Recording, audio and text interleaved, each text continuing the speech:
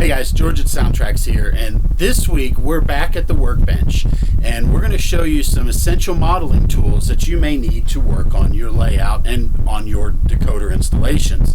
Some of which are, of course, the hobby knife, plier or tweezers to be able to grip small wire, screwdrivers, and Play-Doh.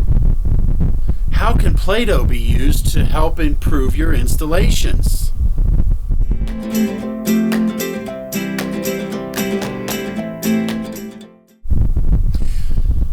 Now, this is one of the odd tools that you may not necessarily think of that might be helpful on your workbench when you're doing your decoder installations. But it does perform an essential tool to help you when you're doing your installations, especially when it comes to wire management. Now, when we look at an installation, and I'm going to move the camera here just a moment so that you can see what I'm actually working on. Now, what I'm working on right now is doing a decoder installation inside this Bachmann HO scale light mountain. Now, when it comes to looking inside to find out how much room you have for your wires, it's not immediately visible. In other words, you have to look really hard or kind of do some guessing to figure out how much space you have. Now, this is post modification. I've come and cut a lot of this down to make more room, and I'll explain why in a moment. But the question is, how can we use Play-Doh to be able to determine, as a installation tool, to help determine our space? Well, basically what we're going to do is we're just going to take a ball of Play-Doh and we're going to set it right here. And the reason for that is that now when we put the shell on, we go ahead and put the shell on, do a installation, and then we're going to press it into place. So now you can see the shell is fully installed all the way around. Now when we lift and then we take it off, you can see that now this particular ball of Play-Doh has not changed. So we have that much space inside the model. And that helps us when it comes to determining how much space we have for things like 21-pin motherboards or anything like that. Now we can go in and use a little bit more to try to get our exact space. So again, this is what we can do. So we're going to take our body shell, and there's a pipe here that keeps getting in the way. There we go. Now I'm going to take this and press it down into place. And now it's down. So when we lift and we come in, now you can see that the Play-Doh has been modified. Now you can see it kind of crushes down.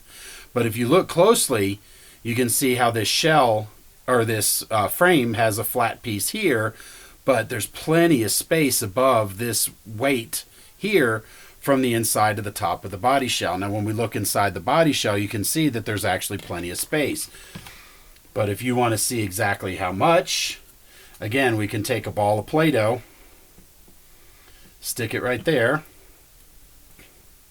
and then we're going to do the same thing. We're going to take our body shell and we're going to kind of press it into place so that way we can mock and see how much is in there. Now, when you can see it takes a little bit to pull it off. So now you can see that the body shell has actually made indentions into the Play-Doh. So now I know that I've got about, what's that, 1/8 of an inch or so. Let's see.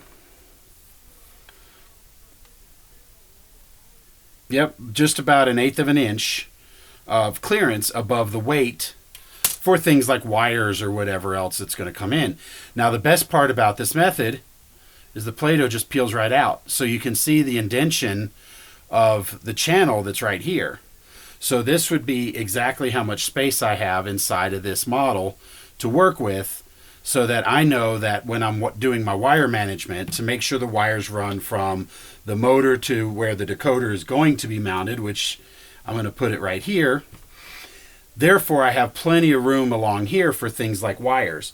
Now, I'm also going to be implementing a DBX 9000 to go between the Locomotive and tender, but now I can more accurately plan my installation knowing how much space I have here above the weight on the frame.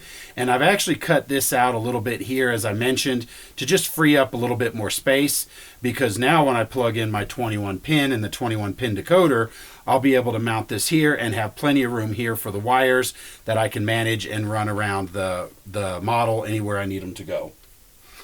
So this neat little tip, this Play-Doh thing is like $1 at Walmart. And the best part is it's non-toxic. If it dries out, you throw it away and get another one. But this is a good tool to have handy. So when you're doing your work on your models and you're trying to figure out what your clearances are inside and trying to plan your installation, it's a key tool to help you when you're doing your installations. So guys, I hope this tip was helpful for you. This is just a quick tech tip from the Workbench that we can share with you this week. We hope everybody had a great holiday season, and we're looking forward to a great 2025 moving forward. So with that, we'll go ahead and end this video, and we'll see you guys next week.